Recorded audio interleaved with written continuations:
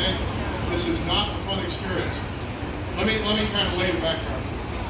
We live in the city of St. Louis. We're right in the city of St. Louis. We have a big house. 2 blocks away from our houses have jet cattle. It's a war zone. In the city of St. Louis as of today, there are over 170 murders in the city of St. Louis so far this year, out of a city population of 300,000. Put that in bigger terms, there have been 170,000 people who died and happen to have COVID virus in the country so far this year, out of 300 million people. That's the same ratio, right? Do the math. Nobody tells you you can't go to a bar in St. Louis because of random violence, but they sure do about COVID, right? But on June the 2nd of this year, after Walter Floyd death, mayhem encompassed downtown St. Louis. Businesses were burned, people were assaulted, houses were burned. We watched the 7-Eleven, one of the few thriving businesses in downtown St. Louis, from the first brick that went through the window to when everything was looted out of the store, until the fire was started, until the building was totally engulfed in flames, until the building crumbled in flames. How many police were there? 0. How many firemen were there? 0. 40 minutes. My wife and I watched this building destroyed, robbed and burned by the mob, and no one showed up. We started thinking at that point that when you know what hits the fan, you're all out there on your own. You can't count on the government. You can't count on the police. How many of us here own a gun? There you go. How many of us own a gun after Robert Francis or Mark's in power? All right. Think about that. That same night, a retired police captain in the city of St. Louis, Captain David Doran, was doing secondary employment at a pawn shop. He was inside with steel roll-up doors protecting him from the crowd. That didn't help. They pried the doors up. They came inside. They shot him. They killed him. He was able to crawl out and die on the pavement. And how many cops showed up to save Captain Doran? None. Nobody was there to help him but himself. So now, it's a couple of weeks later. We've gotten a heads up because the radical organization puts out a flyer. This radical organization puts out a flyer that says, we're going to go storm the mayor of St. Louis's house, and something extra is said. First of all, contrary to what you may have heard in the news or read in the papers, mayor doesn't live on our street. Mayor doesn't live near our street. Mayor lives 3 blocks north and a half a mile west of our street. We were that something extra. Okay? The assault on Portland Place was an intentional thing. It wasn't some kind of spontaneous act. So my wife and I come back from our country place. Our daughter came into town from Chicago to have dinner with us. We're getting out on the porch. We picked up a picture of Bellinis. Never got a chance to drink them. Put a pork loin on the barbecue. Never got a chance to eat it. We started hearing the crowd form down the road. And the sound starts to recede a little bit. We think, oh good, they're going the other direction. Then the crowd starts to get louder and louder and louder and louder. And we live on a boulevard that's about 100 feet wide, and it's got a grassy strip on either side of the wall. We're talking maybe 100, 120 feet from wall to wall. All of a sudden, that entire space fills with a screaming, angry mob, chanting, screaming, threatening. And then we look at our gate. The city of St. Louis police had closed down Kings Highway to allow the mob to go down it. But did they put any police outside our neighborhood? No, not a single policeman present. We see this mob right outside our gates, gate about this tall, 120 years old, and all of a sudden the gate bursts open. The mob comes through, and I'm not talking 1 or 2 or 10 people. We're talking a storm of people. They pull open one half of the gate, break down the other half of the gate, and they start falling over each other to get in. I stand out in the wing of the patio and I say those hateful, racist, white supremacist words, private property.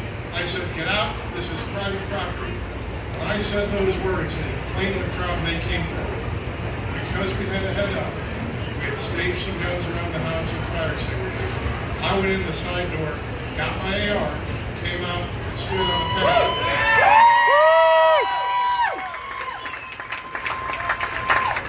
Now, Patty and my daughter were behind me, and they both went to call 911. By the way, the newspapers lie about that constantly and say there was no 911 call. Anyway, so I think they're just in the house calling 911.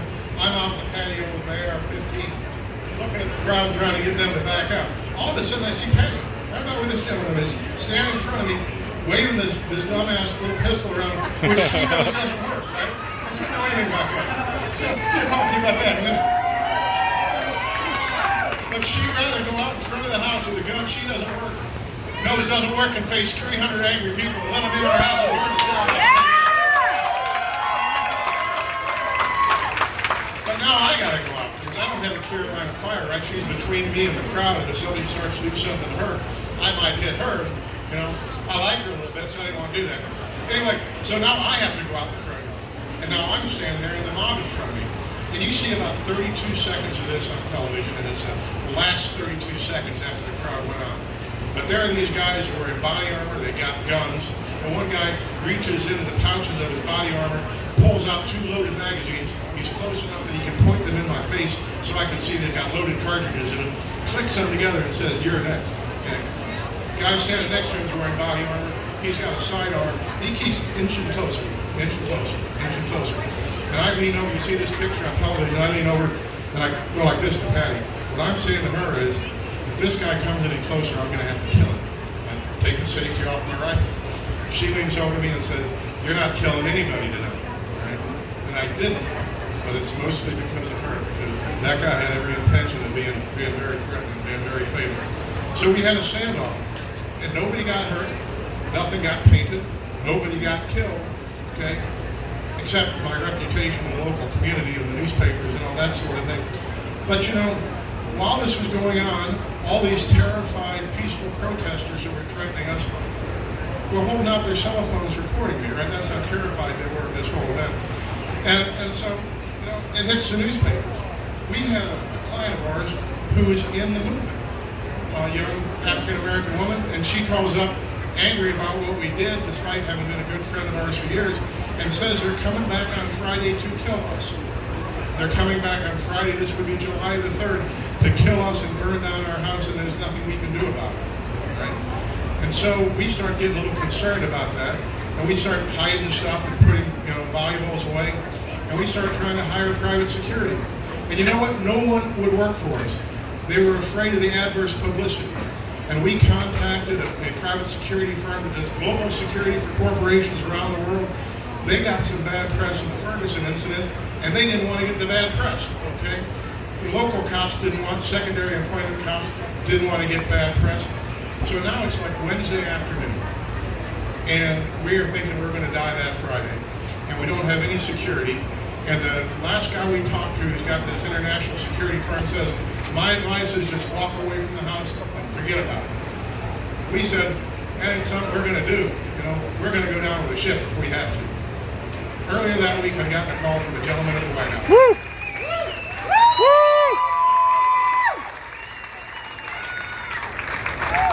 And he told me that if there's ever anything the White House could do, he said the president wanted to give me word of support. If there's ever anything that he can do for me, let him know. Well, so I called him back up and I said, "Well, now there's something you can do for me, and I need to have it done quick." So he gave me Mark Meadows' phone number, and I called up Mark Meadows, and he got some things in action. Next call I made was to Tucker Carlson. All right?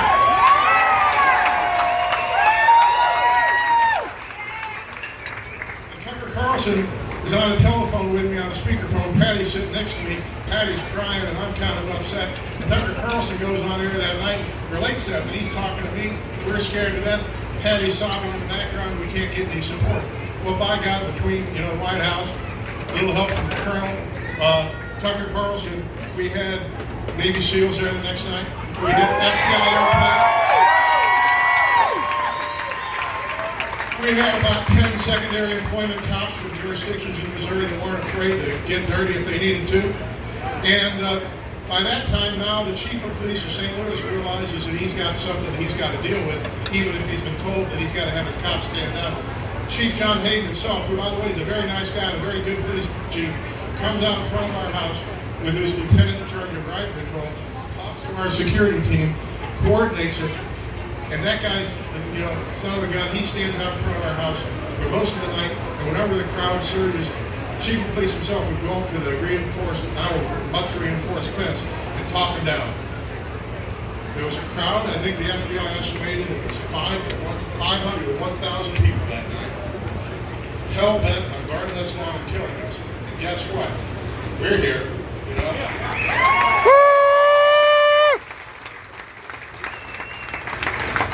That night, though, on that Friday, July the 3rd, standing out in front of our house, out on the other side of the gate, was a woman with a bullhorn.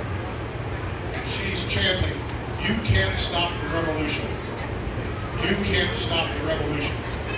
Well, Jim the SEAL was standing behind me with his rifle. He says, "Oh yes, I can."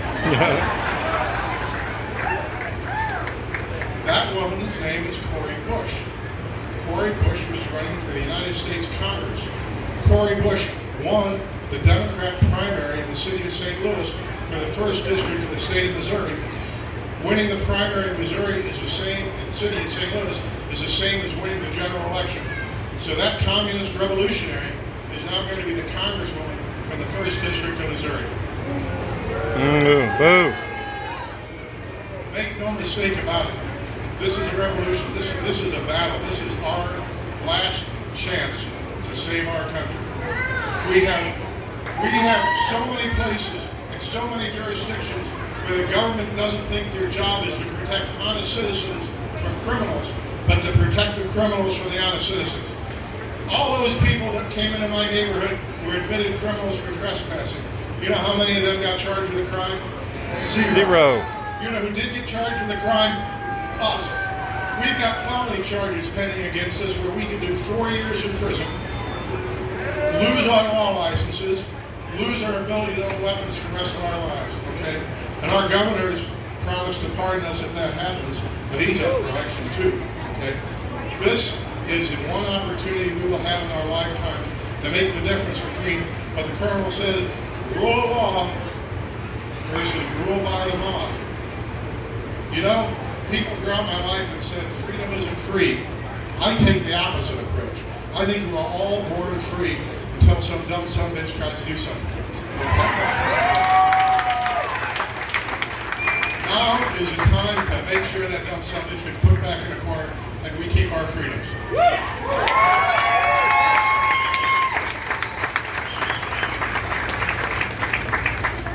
I'm Mccloskey. I'm not much of a speaker, but I'm among friends, so I feel kind of good tonight.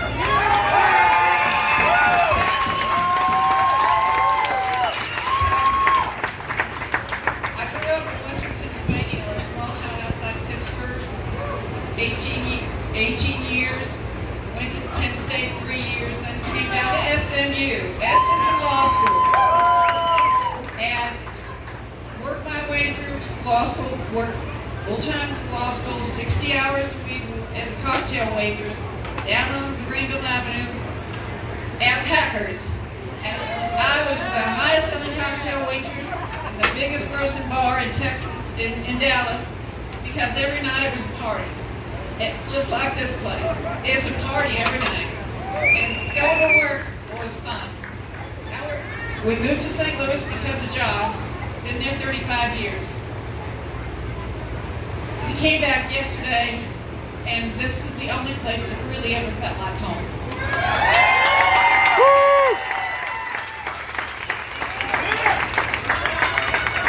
Now, since we're friends, I can tell you some advice about what to do when the mob comes in your gate, and they come down, they break your gate, they come towards you with guns, with all kinds of weapons, and you got heads on sticks.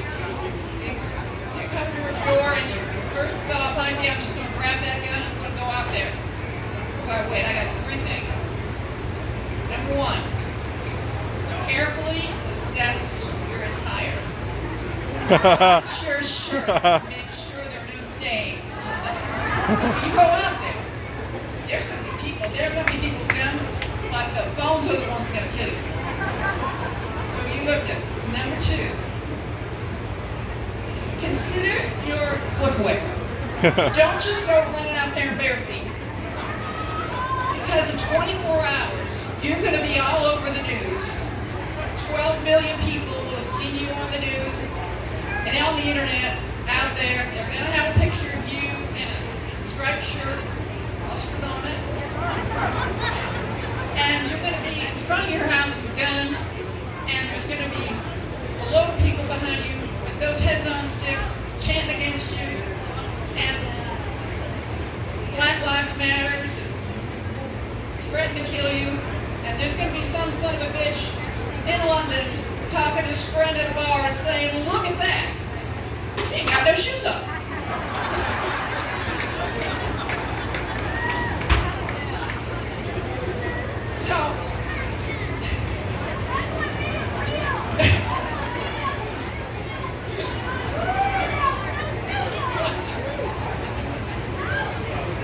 So these things you need to take care of before you go out the door. Then comes across the other one says to him, is that mustard on your shirt? No, you've got 300 people pictured here in the photo coming up with guns and weapons and heads on sticks. But they're worried about the mustard on the shirt, so you need to take care of that. Maybe change your outfit before you intend to. Third thing, get your gun. Learn how to use it. I'm working on it. And each and every person, I'm talking men and women, need to do it.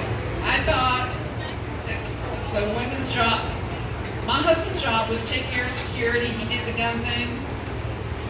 And he rolled out the trash cans on Monday morning. He took care of the grass. And that's not happening anymore. We women need to arm ourselves. We need to be involved. We need to be able to stand up for ourselves, take care of it. Each of us needs to go out, be ready for them. So when they come to our door, we say, no, my watch, you son of a bitch. Thank you, Dallas. Martin